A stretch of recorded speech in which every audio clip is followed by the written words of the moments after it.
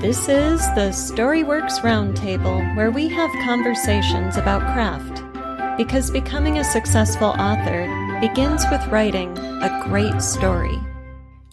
Hello and welcome to this week's Storyworks Roundtable. Today, Robert and I are talking about in media res. So, what does it mean to start in media res?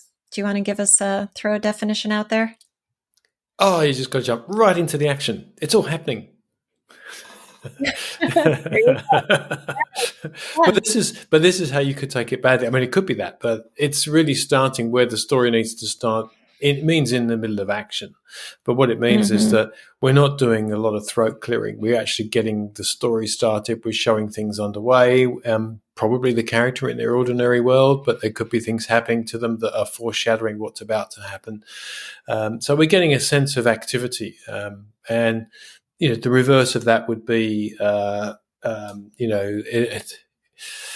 once upon a time in a galaxy far, far away, that's more of your sort of, your classic introduction. Whereas in media res is, she picked up the phone already doubting herself. So, okay, we're already starting out something. There's something now to complete. There's a loop opened. So that, in my mind, is how I think about it. Yeah, it's definitely starting in action. And so then you need to hook the reader into your characters, your setting, your scenario very quickly. So we might not know who the protagonist is in a full sense of ordinary life, career, background, what kind of car they drive, all that stuff. But we know who the reader is in the sense of who the protagonist is in the sense of what is being done right now, and sometimes we put that in a prologue form. So if you think of Indiana Jones, right? He's in the jungle going through the booby traps. He picks up the idol and then, he escapes the giant rolling boulder and some cutthroat steals the idol from him. Okay. So we know he's an adventurer. We know his life is exciting. We know he's a treasure hunter. And then we see him as the anthropology professor, the hunky professor. All the female students, all the co-eds are in his class, batting their eyes at him. Okay, there's his day job, right? Yeah. But the story is about the treasure hunter. So we quickly leave that behind. That just establishes for us the world he lives in, his ordinary world, the setting, the time frame. Because in the jungle, it really could be any time frame. Any era, Yeah. But it doesn't have to be a prologue. You mentioned,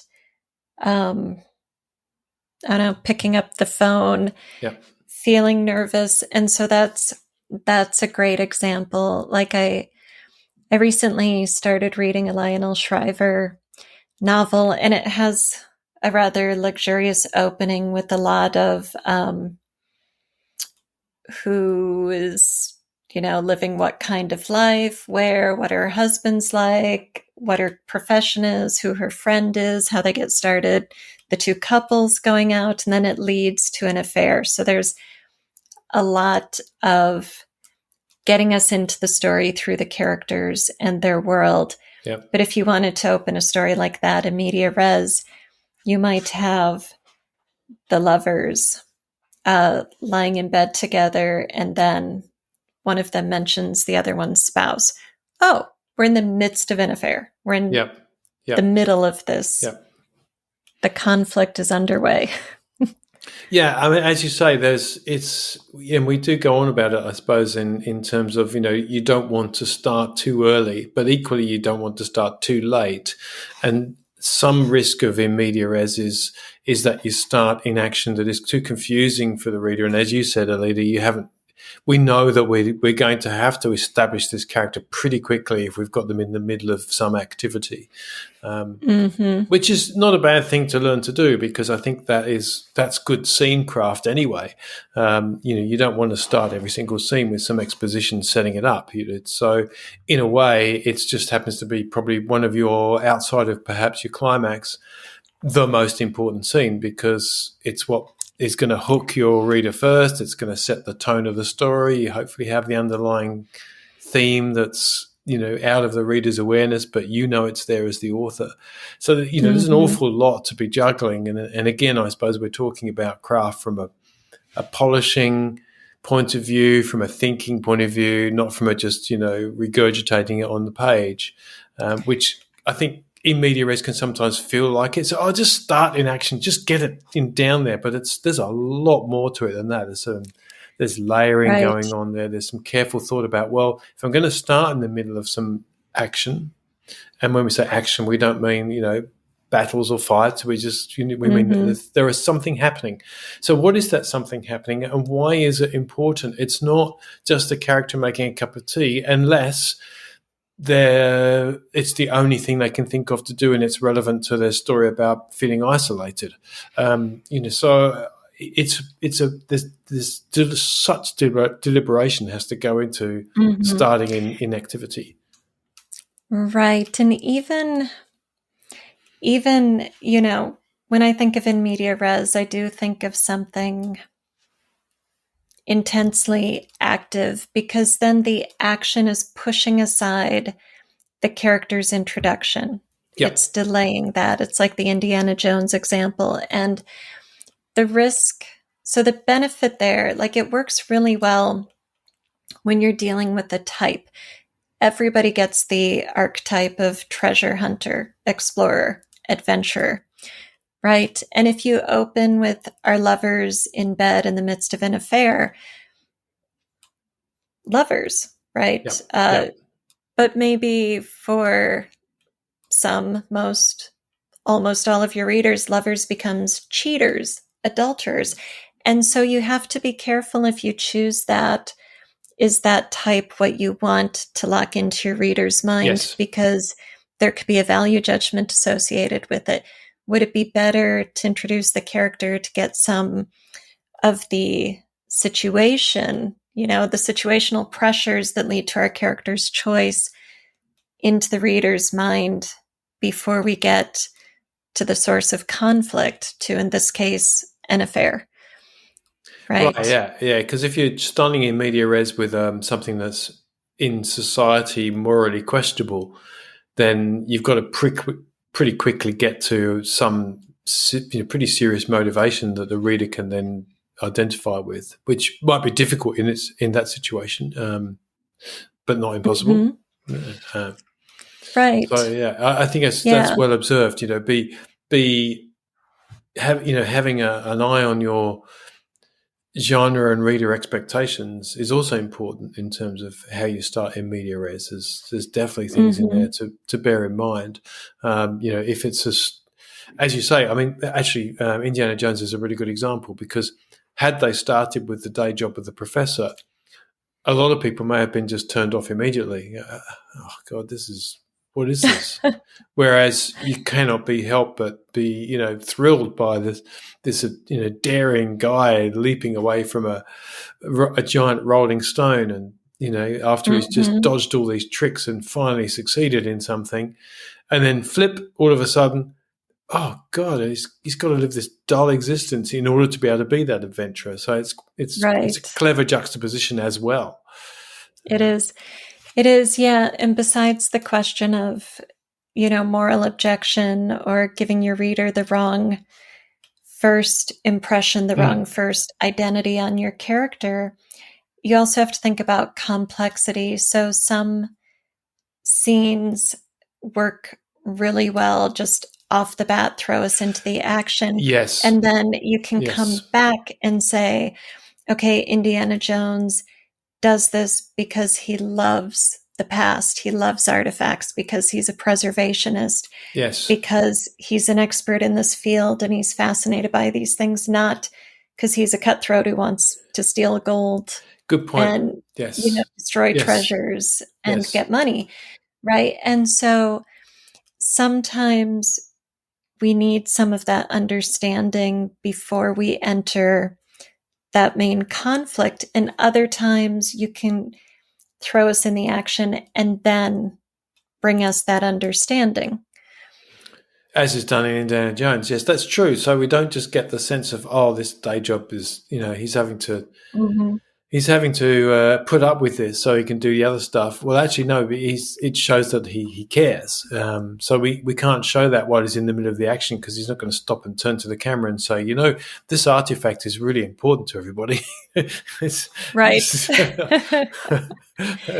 so Yes. so there's some clever showing with the juxtaposition there. Mm-hmm. I was thinking about when I was doing the first book in the Blood Empire series, where Indy lands on a planet. She's a space pirate. I mean, she ends up being much more than that, of course, but she's a smuggler, a pirate, and so the action that I start in is with her about to make a trade that turns a bit bad. So it's expected, and I can get in there that there's a spaceship landing, that there's high gravity, that there are aliens she's dealing with. So there's a lot of sort of tropey expectations that you can deal with and kind of show her character at the same time. Whereas if I'd have put her in, I don't know, in some hotel somewhere on, in a normal planet while she was gathering her crew together, it may not have had the same feel of being in the middle of action. Mm-hmm. Mm-hmm. So I think, picking the right, I like to pick things that embody what the character is about in their arc at that moment. Right. Yeah, definitely. What is the character about? And also, what is the story about? Because, the Yes. Indiana Jones professor scene is not what the movie is about. And as you said, it's really showing us he could have had the idol stolen and said, dang it, I wanted to put that in a museum. But Yeah. no, it's much more effective and entertaining to show him in the classroom and then Yeah. say, oh, he's part of this infrastructure and he's, validated or authenticated and he's working for the good guys kind of stuff, instead of having him tell us through his reaction to losing that idol or something. And so, the story is about the adventure. It's not about the professor. And so if you opened with Indy gathering her crew, well, yeah, that's part of her job, and she did that. But then you're starting too early because that's not what the story's about. It's not about a captain needing to gather a crew. It's about being out there in space doing what the Doing space risky pirate stuff. does. Yeah. Yeah. Yes. So genre has some bearing on it, and how you want to introduce other characters, as we were talking about in the other show, in the other episode.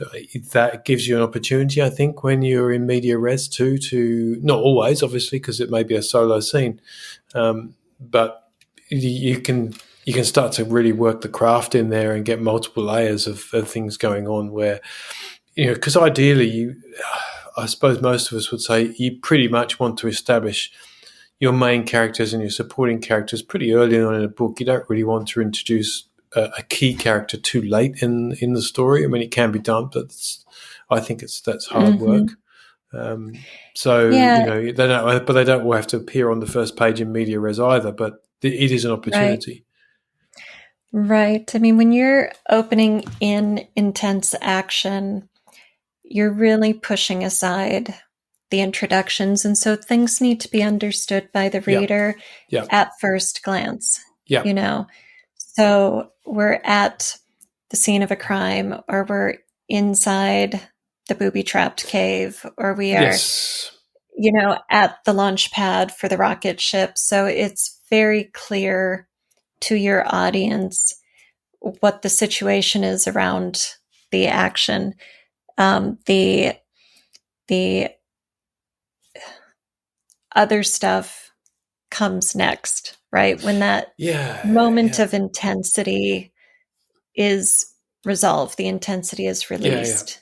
yeah. And then it's like, oh, by the way, I'm I'm your protagonist, Indy, Yes, right? yeah. So we get that second.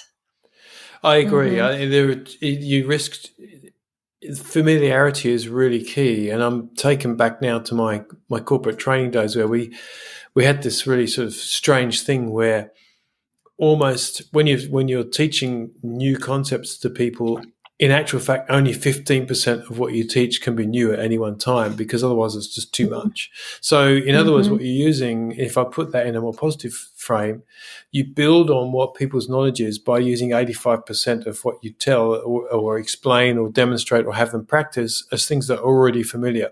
So you're building on known building blocks, known foundations. And Mm-hmm. I think that's a really key element for in media res, as you point out, is don't make this scene so complex with so many new things. So, let's say you're writing a fantasy and it's got all these different magics and you've got lots of different names of castes and tribes and places, and that can be extraordinarily overwhelming and probably only then really satisfies an extreme niche reader who that's what they Mm-hmm. read fantasy for.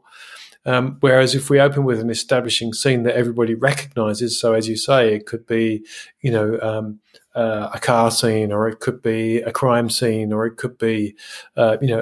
a spaceship landing on a planet. It's something that we go, okay, I know what this is about. I can handle Mm-hmm. that. Now throw me the story. Right. Right. Which is why it works so well with types and with Mm. simplicity instead of complexity. So you get the storming the beach, or you get the knight battling the dragon at the castle, or you get the swashbuckling pirates sword fighting on the deck of a ship. And oh, right, I know what story I'm in. I Yeah, get it. yeah, And then once that action breaks up, then we find out the who, what, when, where, right? Like, oh, now I'm getting the specifics. And now I'm finding out who I most care about, what the relationships are to the other characters, what the stakes were. Like, let's say it's the pirates sword fighting on a ship, and of course, the narrative lens is going to give us the person we need to most care about.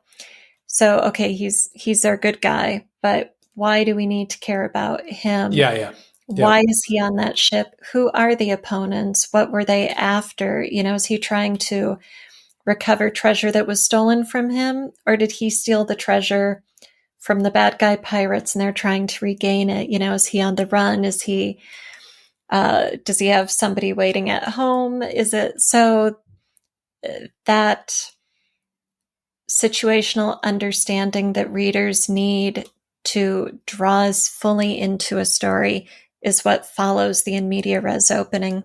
right, yeah. So we know that we're going to be posing lots of questions. And so the questions you want to pose are not all this unfamiliar stuff, but as you say, what is central to the story? And Mm-hmm. and I know that from giving things to beta readers, sometimes they come back and you made such an effort to start in media res that they come back and say, I didn't really know what was going on for a few pages. Yeah, okay, right. So I Mm-hmm. failed, because you want some element of I really wasn't sure, but it hooked me in fast. That's what you want. So as you say, you've got to then recognize what questions your in media res opening is posing, and then answer them in the most appropriate way without doing too much, filling in with exposition and backstory. But the just-in-time stuff immediately after is really, really helpful. And there's your writing craft right there, Mm-hmm. Mm-hmm. Right. But Yeah. yes, you can always do it when you start reading a book. You hear, oh, what's going on? What? Yes. Yeah. And, I always tell writers confusion is your enemy. You want intrigue. You want the Yeah, reader yeah, asking questions. You yeah, need curiosity. But if they're ever slipping from curiosity into confusion, you've lost them yeah. and you need to revise. So, yeah, that's a great sort of litmus test for should I be opening this story in media res? Is it clear to the reader what's happening, who's at the center of the action? And is there anything misleading about that? Is it going in a direction that I, as the author, don't intend to take the reader. Yes, that's the funny thing when you're doing first drafting and you think, right, I'm going to start in the action, and then all of a sudden you find yourself writing something way off into the weeds. You go, oh no, I didn't mean to do that. To pull that back, that wasn't what I intended to do. It was fun while it started. So I think that's the temptation, is that because as the author you have one major clear advantage over the reader is that you know what your story is. But it's a major disadvantage when you're coming in media res because you know too much about your story. So we're going to know that we're going to deprive the reader of some answers. We know that from the media res. We know we're going to pose some questions. But you don't want to make it so obscure that they've got no clue, because we have launched straight into something we expect to be very clear. But as you say, confusion is your enemy. Similar in book descriptions, we what we say is the confused reader says no, they don't buy it. So if they're confused, they won't buy it. Well, if they're confused in the opening chapters, they potentially you risking them putting it down, saying that I just don't understand this story. Right. Oh, absolutely. Yeah. That's definitely a huge risk. The intense action scenes make great movie trailers, but they may not make a great opening to a novel. If you think of, I don't know why, but Braveheart keeps coming to mind with like Mel Gibson and the face paint and leading the charge across the moor. That's great in a movie trailer because it's iconic and it gets your blood pressure up. It's like, ooh, that's exciting. I want to see this battle play out. And I actually haven't seen the movie, so I don't know how the story opens. But in a novel, there's a lot to get to that point, right? Like, what makes this guy the hero? How does he step forth from being a commoner to being a leader of men in an epic battle against a formidable foe? And so if you start with that exciting height of action scene, sure, you're in action and it's very exciting and it would be a great opening hook. But you might also risk dropping too far into the introduction. Who's the character? Where are we? What are we building to? So it could feel like a disappointment when the reader goes from that height of action to the introduction and has a long build to get back to the epic battle scene.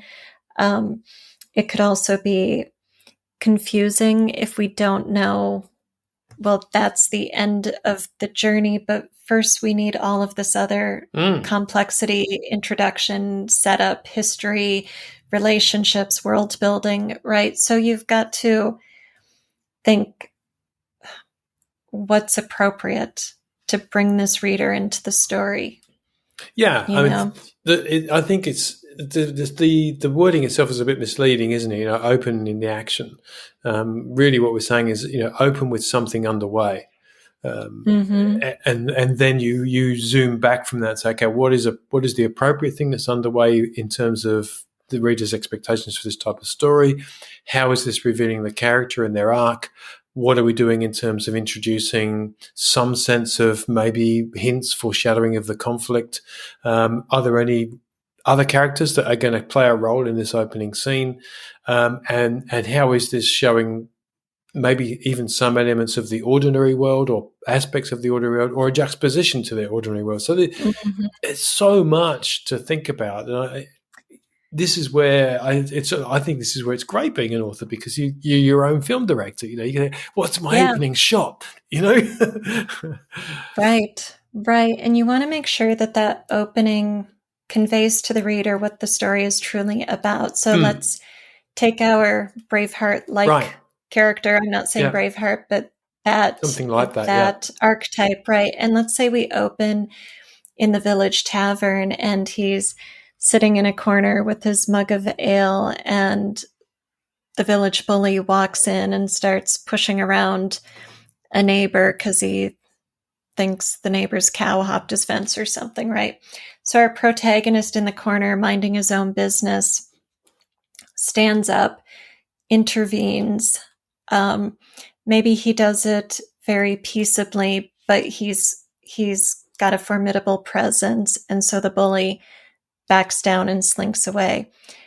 That tells us so much about this character without being told who he is, where he came from, who his parents were, what his day job is, right? It's like, oh, this guy stands up for people. This guy is going to do what's right, even in the face of somebody who may be more powerful than him, on the surface. And then that sets us up for the whole journey to come that leads to that epic climax.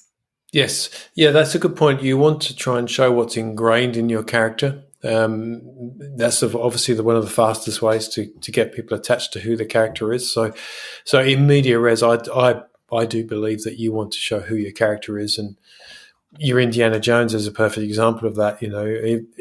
In both scenes, the action shot opening in media res, but you could argue as well that even if they opened with him being the professor, that's still in media res because it's still showing him doing what he does. It's just got these two completely opposite. Well, they join, but they're opposite aspects of his one character. But they both show clearly who he is. Right. And, with film, we can only find examples of in media res because they don't have narrative. There's no exposition to be had. Let me go back to Lord of the Rings here, because that is terrible. I hate that it just goes on and on and on with exposition. It's just, don't do that. Why do we have to have all that backstory? Anyway. So they don't always get it right, but yes, I agree. Usually, sorry to go against you. Usually, you're finding with a movie, these Hollywood people, they know that you've got to get them in that first minute. Yes, absolutely. Yeah. Yep. And there you go. So there's our job as authors: be Hollywood directors and producers. Grab them in the first minute, but don't make it so confusing they switch off. Yep. Alida ran out of words. We're gonna cut that one there. That's all good. Thank you for listening to the StoryWorks Roundtable. Find all our shows, show notes, and videos at storyworkspodcast.com.